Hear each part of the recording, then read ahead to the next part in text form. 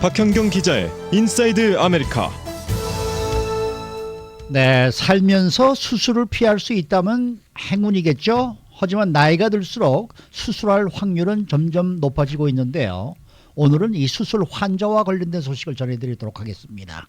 박현경 기자. 네, 안녕하십니까. 이 수술 환자 가운데 나이가 많은 환자들을 위한 기준이 또 새롭게 나왔다면서요.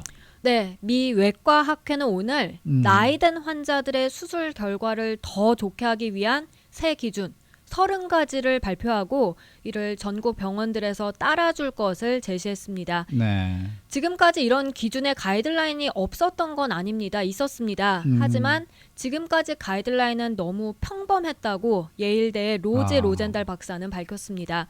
그래서 시니어들이 수술을 받은 다음에 환자들은 물론이고요. 그 가족들이 따르면 좋을 방법들을 조사해서 평가하고 새롭게 가이드라인을 개정한 겁니다. 네, 네.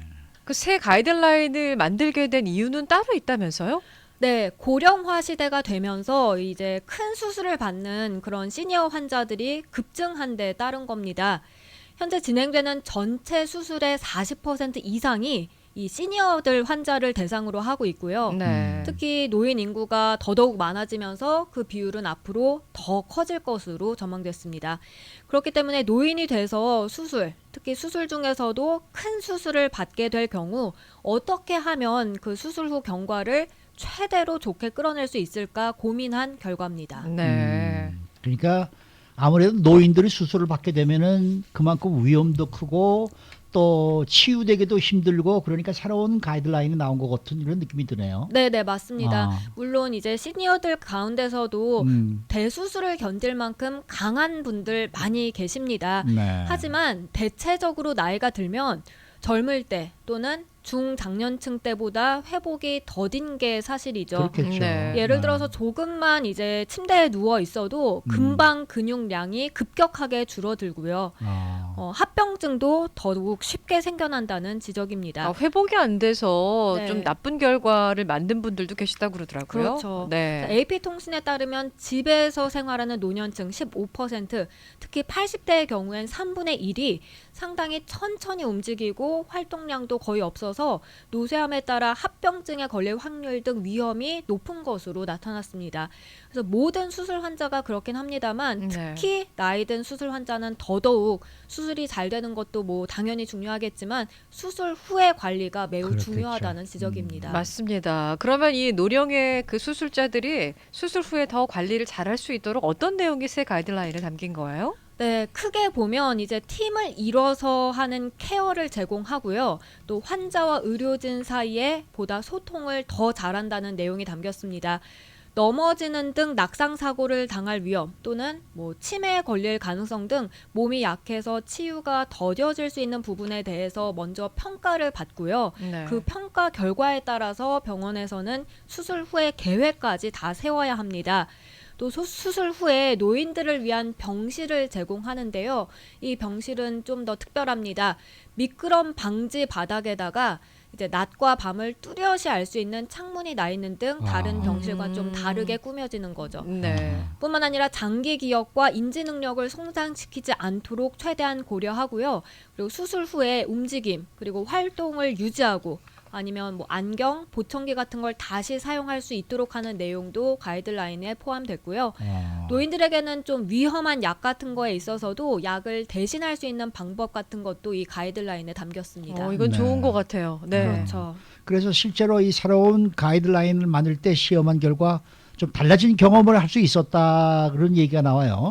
네네, 이 덴버 지역에 사는 92살 노인은 혀에 있는 암을 제거하는 수술을 받으려고 했는데요. 설암이네, 설암. 설암. 네. 아주 대수술이었다고 합니다. 네. 그런데 이제 스피치 전문가들 그리고 스왈로우, 이 삼킬 수 있는 거에 대한 그런 전문가들을 만나서 거기에 대한 의견을 나눠보고요. 이 대수술을 하지 않기로 하고 대신에 좀 더 작은 수술을 받기로 선택하기로 했다고 합니다. 그렇군요. 네. 예.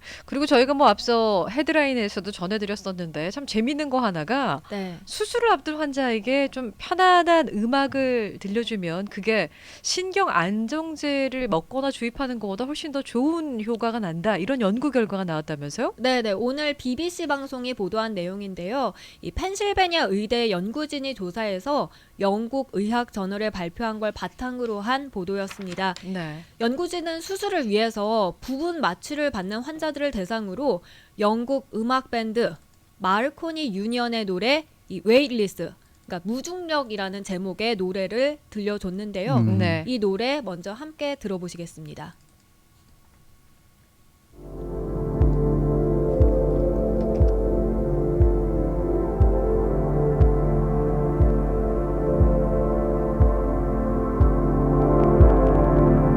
보이스 없이. 네네, 보이스 없이 어. 이런 식으로 계속해서 그냥 음악이 쭉 흘러 나오는 건데요. 네. 이 노래는 마르코니 유니언이 불안감, 혈압, 심박수를 낮출 목적으로 해서 음악 치료사들의 협업을 통해서 창작한 곡입니다. 허허. 그래서 지금 들으시는 것처럼 좀 듣는 이들의 기분 그런 걸 좀 편안하게 해준다는 평가입니다. 저도 몇 해 전에 이제 전신 마취를 하는 수술을 한번 했었는데요. 네. 그게 아무리 작은 수술이라고 하더라도 수술실에 들어가기 전에 내가 살아서 나올 수 있을까 이런 굉장히 공포와 걱정이 돼요. 그렇겠죠. 근데 만약에 그때 이런 음악을 좀 들려줬다면 예 조금 제가 한결 더 마음이 편하지 않았을까 싶기도 해요. 네. 그럴 때 지금 조금 아까 들으신 노래를 듣고 싶으세요? 아니면 다른 노래를 듣고 싶으세요? 근데 이건 좀 무서운 것 같아요. 저는 제 느낌으로는 예.